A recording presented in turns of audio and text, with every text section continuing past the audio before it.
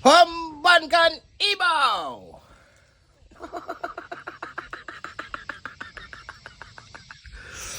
Jadi Wak, cerita hari ni kita nak makan ibau bakar Wak.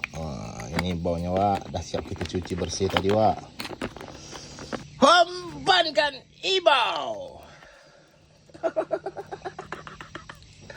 Sagu dah siap, lada muda, daun kunyit sudah siap Wak.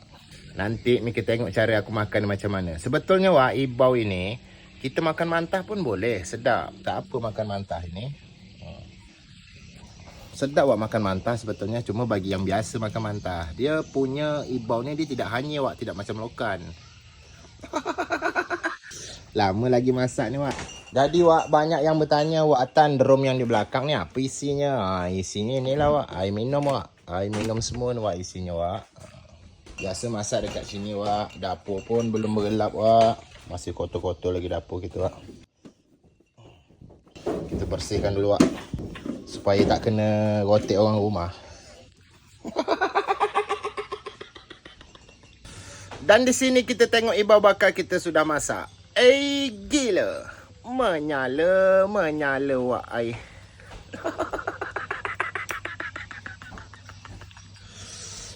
Gila Wak, bapak-bapak sedapnya Wak.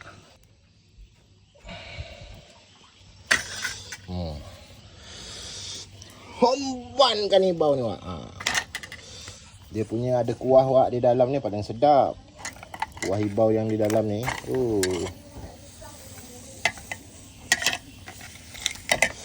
Panas. Mampus.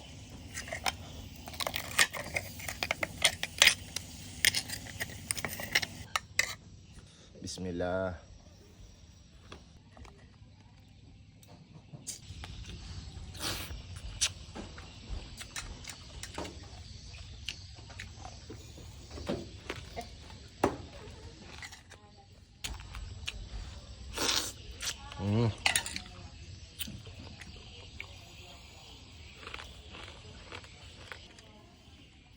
Dia ada kadut dia Wak, tepi ni kalau ibau ni berkadut dia Wak.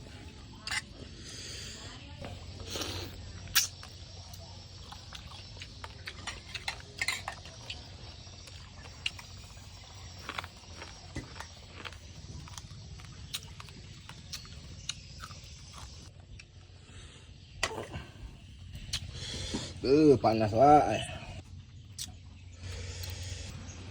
Paling sedap kuah ibau ni Wak.